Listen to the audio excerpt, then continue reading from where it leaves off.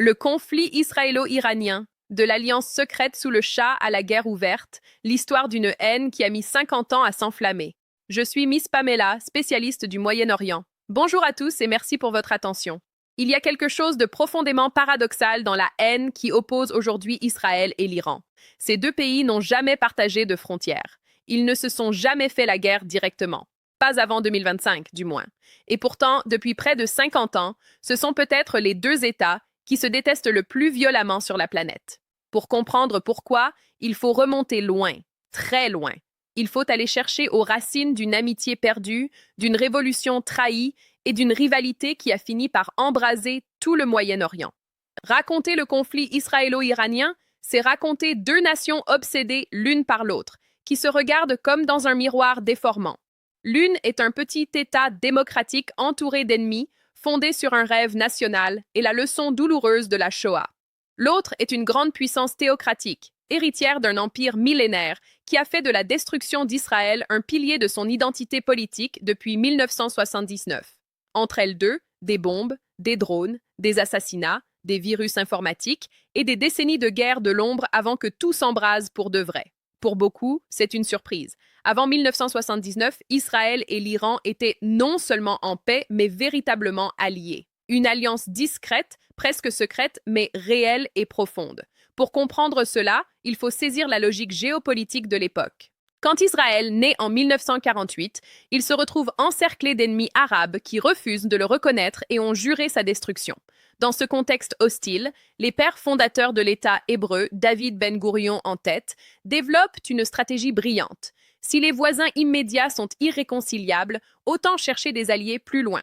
Ce principe, que Ben-Gourion baptise lui-même la doctrine de la périphérie, postule quelque chose de simple mais d'efficace.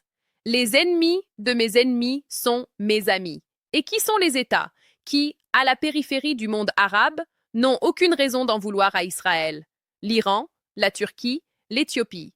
L'Iran du Shah Mohammad Reza Pahlavi correspond parfaitement à cette logique. C'est un pays musulman, certes, mais persan et non arabe. Le Shah est un modernisateur, un pro-occidental, un anticommuniste viscéral. Il a ses propres raisons de se méfier du nationalisme arabe, incarné notamment par Nasser en Égypte, qui représente une menace pour sa propre légitimité. Résultat, l'Iran devient, dès les années 1950, l'un des piliers discrets du monde pro-occidental au Moyen-Orient, et son rapprochement avec Israël se fait naturellement, même si les deux pays se gardent bien de l'afficher trop ouvertement. Ce rapprochement prend des formes très concrètes. Sur le plan économique d'abord, l'Iran devient le principal fournisseur de pétrole d'Israël. Un oléoduc transnational, achevé en 1968, relie les deux pays via la mer Rouge, transportant discrètement des millions de barils iraniens vers les raffineries israéliennes. Sur le plan militaire ensuite, les deux armées coopèrent, les deux services de renseignement également. Le Mossad israélien partage avec la SAVAK, la police secrète iranienne, des informations sur les pays arabes et les réseaux communistes. Des officiers israéliens forment des unités d'élite iraniennes. À la fin des années 1970, Israël s'apprête même à vendre à l'Iran ses missiles sol-sol de type Jericho, une transaction qui ne sera jamais finalisée car la révolution éclatera entre-temps. Avant 1979, Israël et l'Iran formaient en quelque sorte un couple discret, uni par de nombreux intérêts communs. Revue de défense nationale. Il faut aussi mentionner une réalité souvent oubliée. Les liens humains entre les deux peuples sont anciens et profonds. La présence juive en Perse remonte à 26 siècles. Au moment de l'exil de Babylone, une large partie du peuple hébreu s'installa sur les terres de l'empire perse achéménide. La Bible hébraïque mentionne le roi Cyrus le Grand comme un bienfaiteur des Juifs qui les laissa rentrer chez eux et reconstruire leur temple. En 2005 encore, l'Iran compte la plus grande communauté juive du Moyen-Orient après Israël. Nombreux sont les Israéliens d'origine iranienne, un ancien président, Moshe Katsav, un ancien chef d'état-major, Shaul Mofaz, en font partie. Bien sûr, tout n'est pas rose. Le Shah fait parfois des concessions rhétoriques au monde arabe. En 1975, l'Iran vote en faveur de la résolution de l'ONU assimilant le sionisme au racisme. Et au sein de l'opposition iranienne, notamment chez les religieux autour de Khomeini, l'antisionisme est déjà virulent. Mais officiellement, dans les corridors du pouvoir, l'alliance tient. Jusqu'au jour où tout s'effondre. Janvier 1979. Le Shah fuit l'Iran en avion, malade, humilié. Un pays entier explose dans la liesse révolutionnaire. Des millions d'Iraniens ont cru renverser un tyran corrompu pour trouver la liberté. Ce qu'ils obtiennent à la place, c'est quelque chose que beaucoup n'avaient pas anticipé. Une théocratie islamique dirigée par l'ayatollah Ruhollah Khomeini, un clerc septuagénaire qui rentre d'exil avec une vision du monde radical et une haine farouche de l'Occident.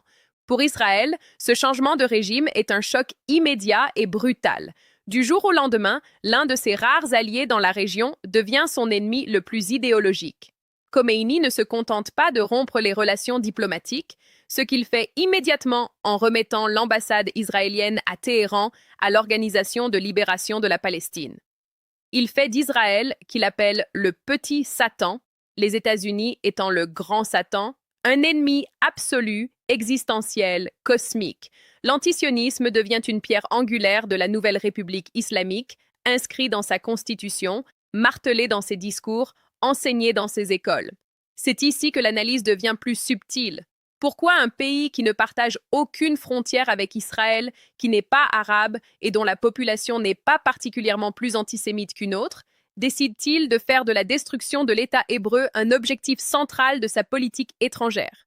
La réponse est en grande partie stratégique et idéologique. Khomeini cherche à légitimer sa révolution au-delà des frontières iraniennes. En se posant comme le champion de la cause palestinienne, une cause qui transcende le clivage sunnite-chiite, il aspire à fédérer le monde musulman tout entier derrière sa bannière.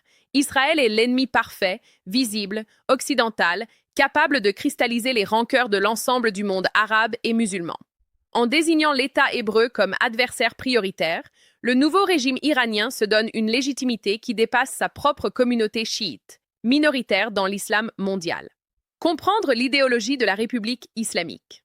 La République islamique repose sur le concept de velayat et faqih, la tutelle du juriste islamique. Khomeini s'autoproclame guide suprême, autorité religieuse et politique absolue. Ce système prédit que l'islam doit gouverner la société tout entière. Dans cette vision, l'État d'Israël représente à la fois l'impérialisme occidental et une injustice fondamentale faite aux musulmans de Palestine.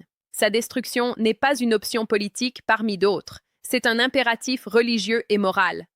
Ali Khamenei, qui succède à Khomeini en 1989, reprend et radicalise encore cette ligne. Il appelle régulièrement à la disparition d'Israël, décrivant la promesse divine d'éliminer l'entité sioniste comme une certitude historique inéluctable. Il faut cependant noter une ironie de l'histoire. Malgré cette rhétorique enflammée, dans les années qui suivent immédiatement la Révolution, les relations entre Iran et Israël restent et plus complexes qu'elles ne le paraissent. Car voilà que surgit un nouvel ennemi commun, Saddam Hussein. En septembre 1980, l'Irak envahit l'Iran. La guerre Iran-Irak commence et elle va durer 8 ans, faisant entre 500 000 et 1 million de morts. Saddam Hussein, soutenu notamment par les États-Unis et plusieurs pays arabes, représente une menace existentielle pour l'Iran. Or, Israël, lui, craint tout autant un Irak puissant qui pourrait retourner ses ambitions contre lui. Résultat paradoxal. Dans les années 1980, Israël livre secrètement des armes à l'Iran, son ennemi idéologique, pour affaiblir l'Irak, son ennemi stratégique. L'affaire Iran-Contra, qui éclatera aux États-Unis en 1986, révélera une partie de ces arrangements complexes où les ennemis déclarés se retrouvent à faire des affaires dans l'ombre. La fin de la guerre Iran-Irak en 1988 marque un tournant. L'Iran sort épuisé du conflit, mais idéologiquement renforcé. Le régime a survécu à une agression extérieure massive.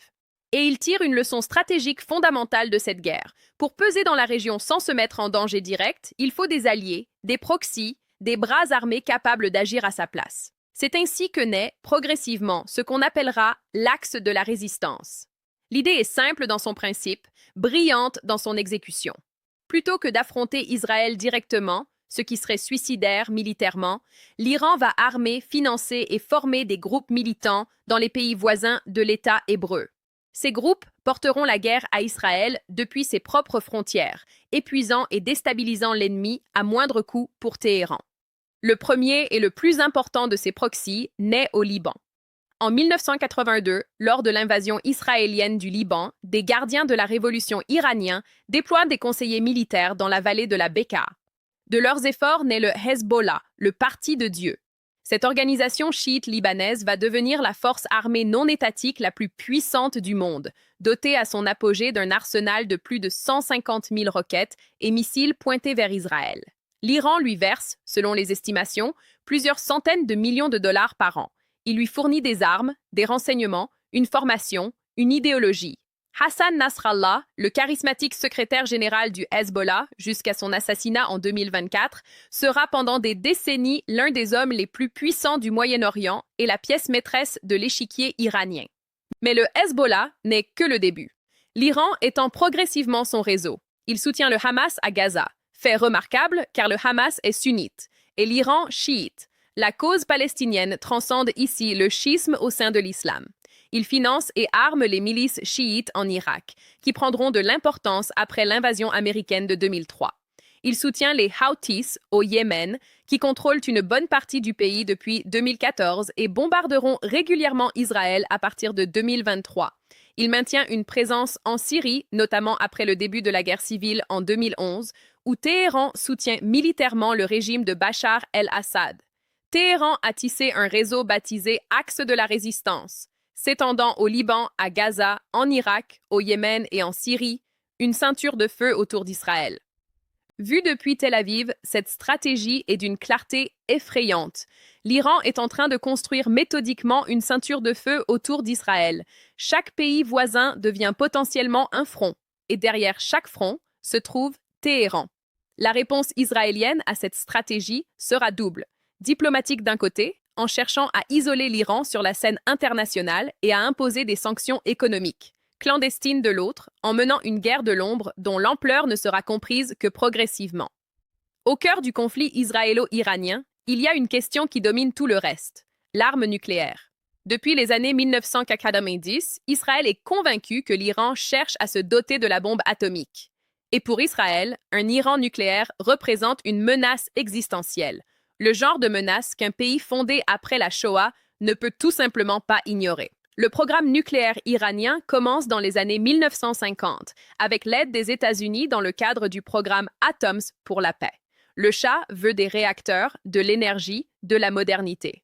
Ce programme survit à la révolution de 1979 et continue sous les mollahs, mais avec une dimension différente. L'Iran cherche aussi à enrichir de l'uranium, ce qui peut servir à produire de l'énergie, ou à fabriquer des armes. Le tournant vient en 2002, quand des dissidents iraniens révèlent l'existence d'installations nucléaires secrètes que l'Iran n'avait pas déclarées à l'Agence internationale de l'énergie atomique. Natanz, Fordo, Arak, des noms de villes iraniennes jusqu'alors inconnues du grand public, deviennent des symboles de la menace pour le monde entier. Les négociations s'engagent, les sanctions s'accumulent, les ultimatums se succèdent. En 2015, l'accord de Vienne, le JCPOA, semble trouver une solution. En échange d'une levée partielle des sanctions, l'Iran accepte de limiter son programme d'enrichissement et d'ouvrir ses installations aux inspecteurs internationaux. Mais en 2018, Donald Trump retire les États-Unis de l'accord et rétablit des sanctions encore plus sévères. L'Iran répond en accélérant à nouveau son enrichissement.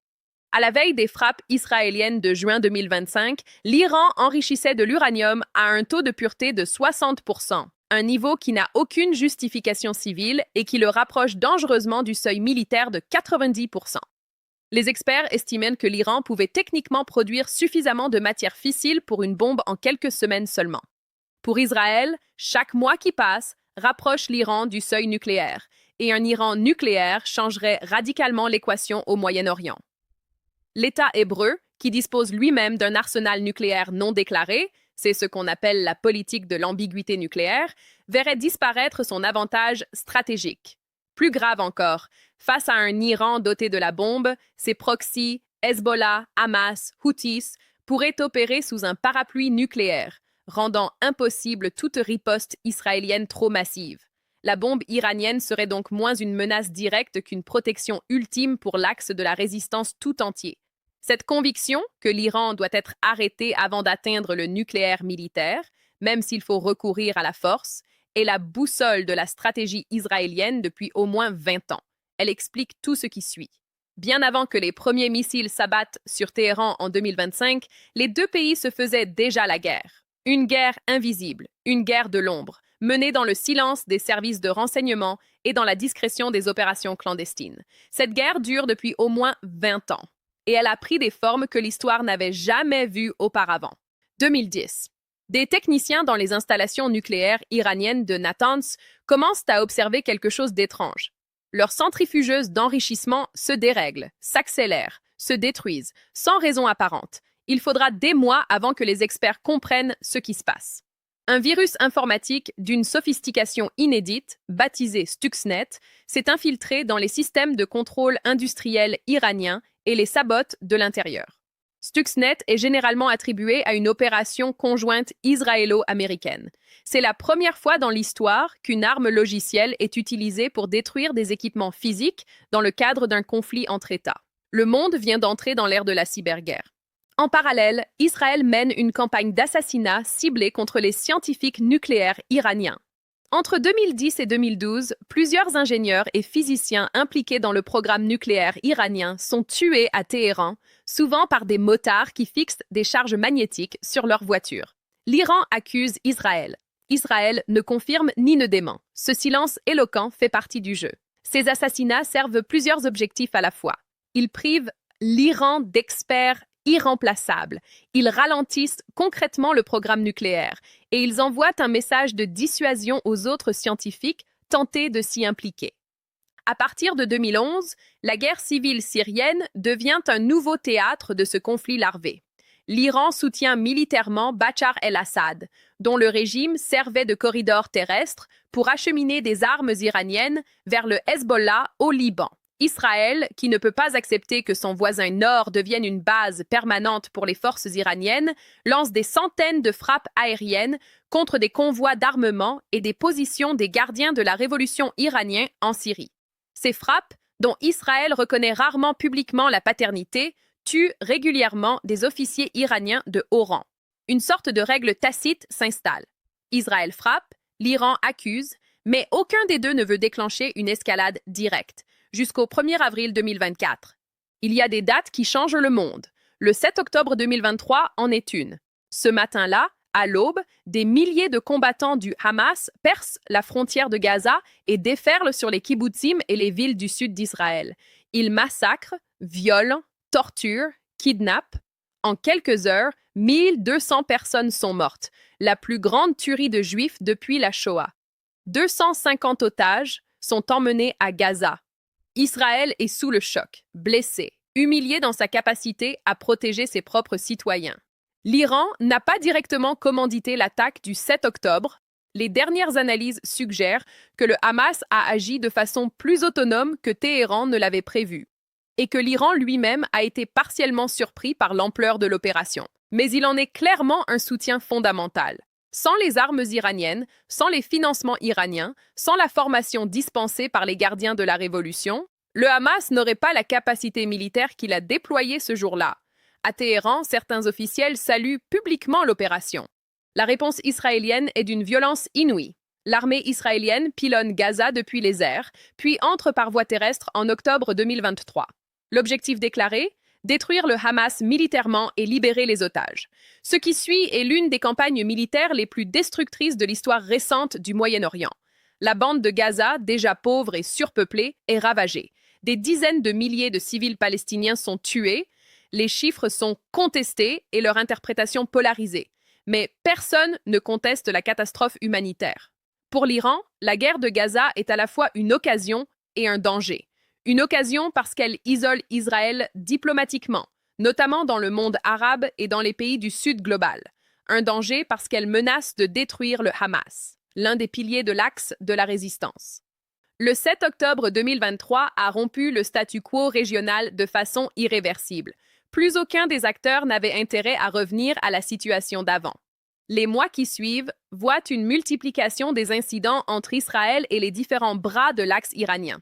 Au nord, le Hezbollah ouvre un front de tirs de roquettes contre les villages du nord d'Israël, forçant 80 000 Israéliens à l'évacuation. Au Yémen, les Houthis commencent à attaquer des navires commerciaux en mer Rouge et à lancer des drones et missiles vers Israël. En Irak et en Syrie, des milices pro-iraniennes attaquent des bases américaines.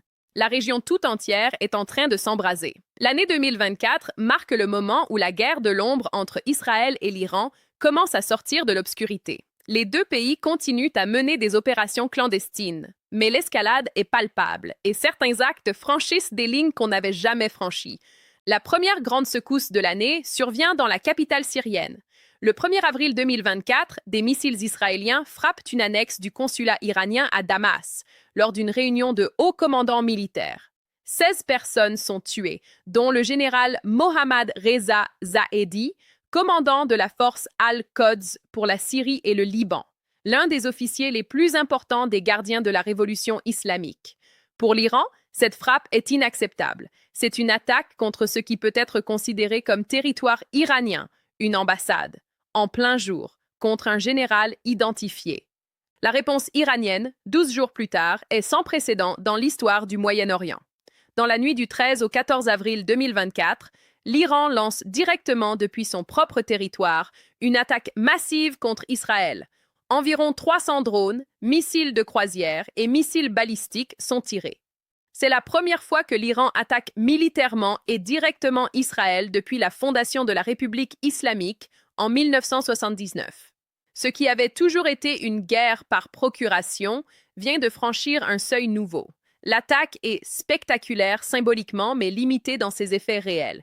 L'immense majorité des projectiles sont interceptés par la défense aérienne israélienne, avec l'aide des États-Unis, du Royaume-Uni, de la France et même de la Jordanie. Israël répond quelques jours plus tard par une frappe limitée ciblant les systèmes de défense anti-aériens iraniens. Les deux pays choisissent de ne pas escalader davantage. Pour l'instant. L'été 2024 est marqué par deux assassinats qui font l'effet de séismes régionaux. Le 31 juillet, Ismaël Haniyeh, le chef politique du Hamas, est tué dans sa chambre d'hôtel à Téhéran, au cœur de la capitale iranienne, lors de la cérémonie d'investiture du nouveau président. L'affront est total. Israël a frappé au cœur même de l'Iran, dans un lieu sécurisé, lors d'une cérémonie officielle. Téhéran jure vengeance, mais l'opération n'est pas revendiquée. 2 mois plus tard, le 27 septembre 2024, Hassan Nasrallah lui-même est tué lors d'un bombardement israélien de la banlieue sud de Beyrouth. L'homme qui dirigeait le Hezbollah depuis 1992, qui avait résisté à la guerre de 2006, qui était considéré comme l'acteur non étatique le plus puissant du Moyen-Orient, disparaît. Un général iranien meurt à ses côtés. Pour Téhéran, la perte est immense. Nasrallah était un partenaire irremplaçable, un ami personnel, le symbole vivant de l'axe de la résistance. L'axe de la résistance, état des forces en 2024, Hezbollah, Liban. Forces paramilitaires de 100 000 combattants, des dizaines de milliers de missiles. Touché par les assassinats de ses cadres, il ouvre un front nord contre Israël, mais à cadence limitée. Hamas, Gaza. Au pouvoir dans la bande de Gaza depuis 2007. Très affaibli par l'offensive israélienne. Yahya Sinawar, son chef militaire, sera tué en octobre 2024. Houthis, Yémen. Contrôlant le nord du Yémen, lance des drones et missiles vers Israël et bloque le détroit de Bab el-Mandeb, paralysant une partie du commerce mondial. Milices irakiennes. Financées par l'Iran, elles attaquent des bases américaines et tirent des drones vers Israël. Le 1er octobre 2024, répondant à l'invasion israélienne du Liban et aux assassinats de Haniyeh et Nasrallah, l'Iran lance une deuxième salve d'attaques directes. Près de 200 missiles balistiques sont tirés vers Israël. Des explosions retentissent au-dessus de Tel Aviv et de Jérusalem. Puis, dans la nuit du 25 au 26 octobre, Israël frappe à son tour des installations militaires iraniennes. La spirale s'accélère. Les plans sont prêts dès l'automne 2024. Israël, qui depuis 1 an voit l'Iran s'approcher dangereusement du seuil nucléaire malgré les frappes de 2024, prend une décision colossale. Il va frapper. Vraiment frapper.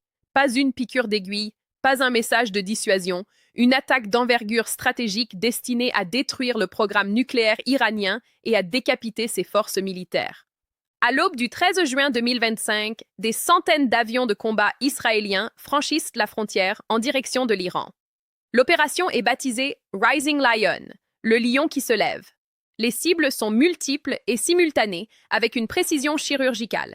Les installations nucléaires de Natanz et Fordo, le centre de recherche d'Ispahan, le réacteur d'Arak, mais aussi les défenses aériennes iraniennes, les infrastructures énergétiques, les quartiers généraux des gardiens de la Révolution et les scientifiques nucléaires eux-mêmes, identifiés et ciblés un à un.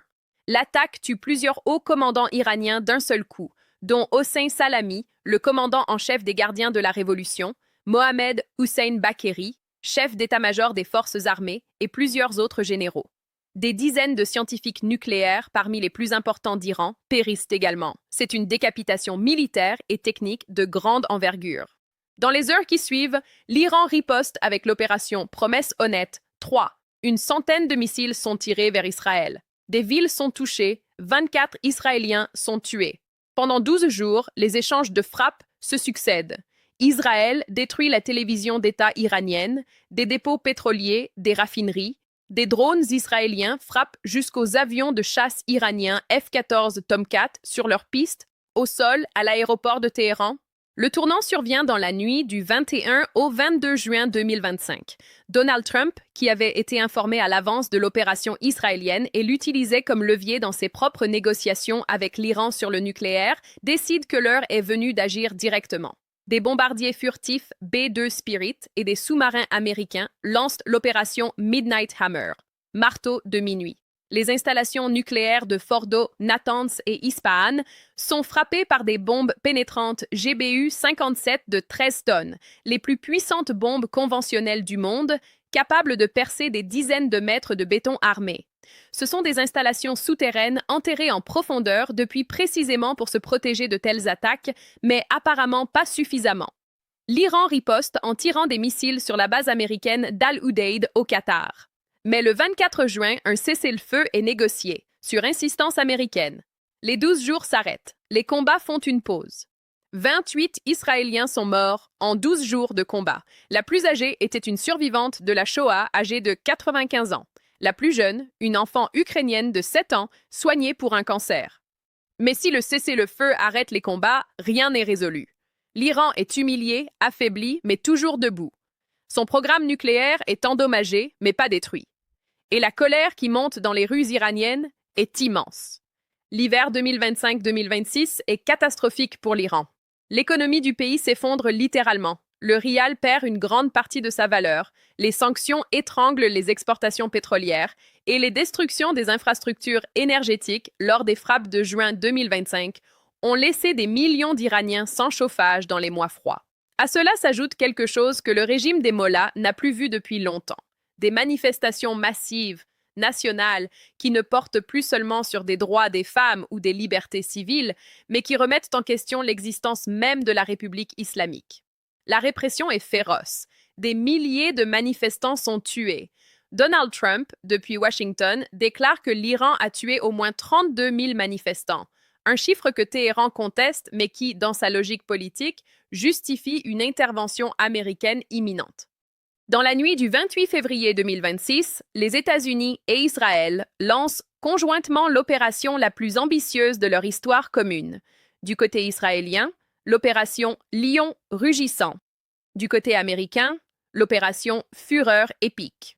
Des frappes massives s'abattent simultanément sur Téhéran, Ispahan, Qom, Karaj et Kermanshah. Les cibles incluent le programme nucléaire résiduel, les infrastructures militaires, mais aussi, et c'est la nouveauté, des dirigeants du régime iranien eux-mêmes. En quelques heures, une grande partie de l'état-major iranien est décimée. Le ministre de la Défense est tué, son successeur également. Le 1er mars 2026, à 5 heures du matin, les médias d'État iraniens annoncent la mort d'Ali Khamenei lui-même, le guide suprême de la République islamique depuis 1989, l'homme qui pendant 37 ans a incarné la haine d'Israël et l'ambition nucléaire de l'Iran. L'annonce est stupéfiante. C'est la fin d'une époque. Avec la mort d'Ali Khamenei le 1er mars 2026, c'est le principal architecte de l'axe de la résistance et de la politique anti-israélienne de l'Iran qui disparaît. Aucun successeur désigné n'est prêt à prendre le relais dans un contexte de chaos politique et militaire. L'Iran riposte avec l'opération Promesse honnête 4. Des missiles frappent Tel Aviv et Haïfa, blessent des dizaines de civils, tuent une femme dans un quartier résidentiel. L'Iran cible également les bases américaines dans tout le golfe Persique. Al-Udeid au Qatar, Ali Al-Salem au Koweït, Al-Dafra aux Émirats. À Bahreïn, le quartier général de la 5e flotte américaine est touché. Au Liban, le Hezbollah, pourtant très affaibli, reprend les hostilités contre le nord d'Israël, forçant une nouvelle fois l'armée israélienne à intervenir par voie terrestre. La région est en guerre ouverte. Ce qui couvait depuis 45 ans vient d'éclater. Nous sommes en mars 2026, la guerre n'est pas terminée. Ses conséquences à long terme sont impossibles à mesurer avec certitude. Mais déjà, certaines choses sont claires. L'axe de la résistance que l'Iran a mis des décennies à construire est en miettes. Le Hamas est militairement défait à Gaza, même si l'organisation politique survit. Le Hezbollah, décapité de ses principaux dirigeants et frappé par une campagne israélienne d'une violence inédite au Liban en 2024-2025, est profondément affaibli. Le régime Assad en Syrie, l'un des alliés les plus importants de l'Iran, est tombé en décembre 2024, privant Téhéran de son corridor terrestre vers le Liban. Les Houthis au Yémen tiennent encore, mais sous la pression militaire américaine et de ses alliés. Quant à l'Iran lui-même, il est dans une situation explosive. Sa direction est décimée. Son programme nucléaire est gravement endommagé. Son économie est en ruine. Sa population manifeste massivement contre le régime. Mais des décennies d'histoire ont montré que les régimes en crise ont tendance à se radicaliser plutôt qu'à se réformer et que l'humiliation nationale peut générer des boomerangs dangereux. Du côté israélien, le bilan militaire est indéniablement positif. L'État hébreu a démontré une supériorité militaire écrasante, détruit le programme nucléaire de son ennemi principal, décimé les proxys qui le menaçaient depuis des décennies. Benjamin Netanyahou peut se targuer d'avoir accompli ce que des générations de stratèges israéliens n'avaient fait qu'envisager. Mais à quel prix? L'isolement diplomatique d'Israël s'est aggravé. Les perspectives de paix avec les pays arabes modérés, notamment l'Arabie saoudite, avec laquelle une normalisation semblait possible avant le 7 octobre 2023, sont repoussées à un avenir indéfini. La catastrophe humanitaire à Gaza a profondément terni l'image internationale d'Israël.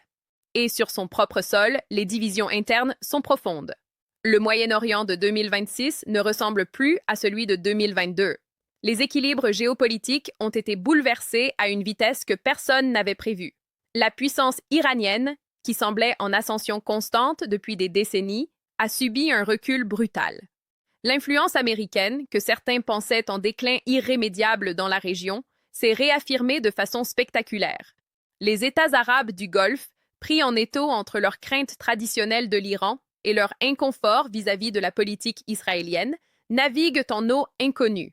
La spirale d'opérations militaires d'intensité croissante entre 2024 et 2026 a bouleversé les rapports de force géopolitiques au Moyen-Orient comme aucun événement depuis la révolution iranienne de 1979.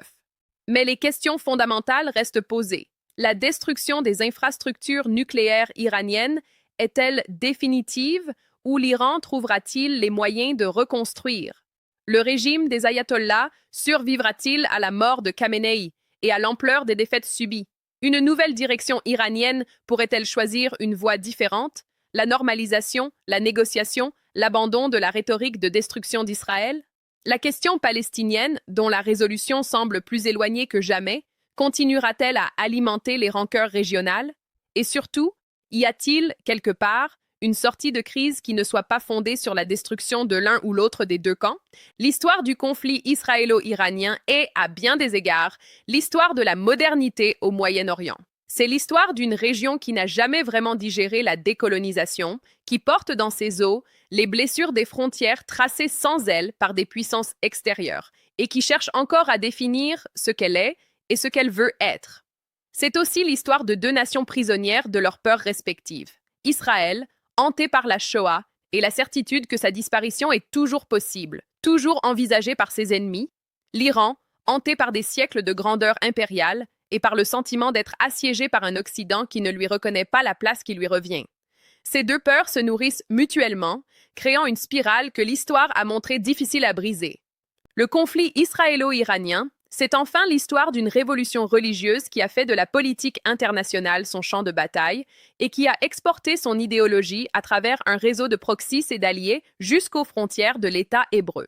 C'est une démonstration spectaculaire et douloureuse de la façon dont un régime peut projeter sa puissance au-delà de ses frontières sans jamais envoyer officiellement ses propres soldats au combat. jusqu'au jour où il n'y a plus d'autre choix. Ce qui est certain, c'est que l'histoire n'est pas terminée. Les guerres ne règlent jamais les questions politiques qui les ont déclenchées. Elles les transforment, les exacerbent, parfois les déplacent. La vraie paix au Moyen-Orient, si elle doit venir un jour, ne viendra pas des bombes. Elle viendra de la capacité des peuples de la région à imaginer ensemble un avenir qui ne soit pas défini par la peur et par la haine. Ce n'est pas pour demain, mais c'est la seule issue qui vaille vraiment la peine. Maintenant, pour terminer notre exposé, je vous donne des dates et acteurs clés pour approfondir votre compréhension du conflit. Chronologie clé 1948, création d'Israël. L'Iran finira par le reconnaître en 1950. 1979, révolution islamique. Rupture totale Iran-Israël. Début de l'hostilité idéologique. 1982, création du Hezbollah au Liban avec le soutien iranien. 2010, le virus Stuxnet sabote les centrifugeuses nucléaires iraniennes. Octobre 2023, attaque du Hamas. 1200 morts. Début de la guerre de Gaza. Avril 2024, première attaque directe Iran. Israël. 300 drones et missiles. Juillet 2024, assassinat de Haniyeh à Téhéran. Nasrallah tué en septembre. Juin 2025, guerre des 12 jours. Frappe israélo-américaine sur le nucléaire iranien. Février 2026, opération Lion rugissant, plus fureur épique. Mort de Khamenei. Les acteurs clés Ali Khamenei, guide suprême de l'Iran de 1989 à 2026, architecte de l'axe de la résistance, tué lors des frappes du 28 février 2026. Hassan Nasrallah, chef du Hezbollah de 1992 à 2024, tué par Israël à Beyrouth le 27 2024. Benjamin Netanyahou, premier ministre d'Israël, décide des frappes de 2025-2026 contre l'Iran. Ismaël Haniyeh, chef politique du Hamas, assassiné à Téhéran le 31 juillet 2024. Qassem Soleimani, général iranien, architecte de l'axe de la résistance, assassiné par les États-Unis à Bagdad en janvier 2020. Les grands concepts axes de la résistance. Réseau de groupes armés pro-iraniens, Hezbollah, Hamas, Houthis, milices irakiennes, encerclant Israël. Doctrine de la périphérie, stratégie israélienne consistant à s'allier aux États non arabes de la région pour contrer l'hostilité arabe. Velayat et Faqih, principe théocratique iranien fondant le pouvoir absolu du guide suprême. JCPOA, accord nucléaire de 2015, abandonné par Trump en 2018. Les chiffres du conflit, 300. Missiles et drones lancés par l'Iran sur Israël en avril 2024, 200. Missiles tirés en octobre 2024, 28 Israéliens tués pendant la guerre des 12 jours. Juin 2025, plus de 200 civils iraniens tués lors des frappes de juin 2025. Et si ce contenu t'a enrichi, si tu penses que d'autres autour de toi pourraient en bénéficier, alors ne garde pas ce trésor pour toi. Abonne-toi à cette chaîne pour ne rater aucun de nos prochains contenus de ce genre. Mets un pouce en l'air, un cœur, un like, ce petit geste compte vraiment et il aide ce travail à atteindre davantage de personnes qui cherchent des réponses sincères à de vraies questions. Partage cette vidéo autour de toi, à ta famille, à tes amis, à ceux qui s'interrogent, à ceux qui ont peur, à ceux qui cherchent, parce que la vérité mérite d'être partagée et la lumière est faite pour être répandue et non cachée.